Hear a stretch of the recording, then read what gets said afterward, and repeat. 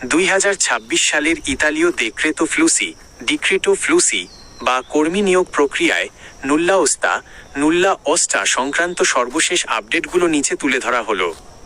2026 সালের নুল্লা ওস্তা ও কোটা আপডেট। 2026-2028 সালের 3 বছর মেয়াদী পরিকল্পনায় ইতালি সরকার প্রায় 5 লক্ষ কর্মী নেওয়ার ঘোষণা দিয়েছে।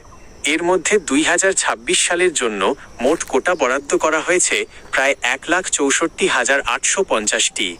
আপনার উল্লিখিত 9টি শহরের বিষয়টি মূলত সাম্প্রতিক কিছু প্রশাসনিক সহজীকরণের সাথে সম্পর্কিত। বিভিন্ন প্রিফেকচুরা বা স্থানীয় অভিবাসন অফিস থেকে নুল্লা ওস্তা ইস্যু করার গতি বৃদ্ধি পেয়েছে। গুরুত্বপূর্ণ কিছু তথ্য ও তারিখ। 2026 সালের আবেদন প্রক্রিয়ার জন্য নির্দিষ্ট কিছু সময়সীমা নির্ধারণ করা হয়েছে। সিজনাল, কৃষি ও পর্যটন 12 জানুয়ারি এবং 9 ফেব্রুয়ারি 2026 থেকে আবেদন শুরু হয়েছে। নন সিজনাল, নির্মাণ, জাহাজ নির্মাণ ইত্যাদি 16 ও 18 ফেব্রুয়ারি 2026 ক্লিক ডে সম্পন্ন হয়েছে। 9টি শহরের বিশেষ আপডেট।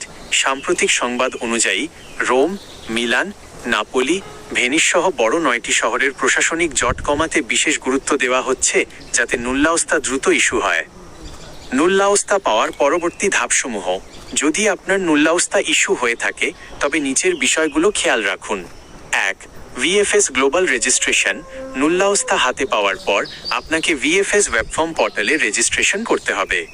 সফল রেজিস্ট্রেশন আপনার নুল্লা ওস্তার মেয়াদ শেষ হওয়া স্থগিত রাখবে। 2. কাজের নিশ্চয়তা।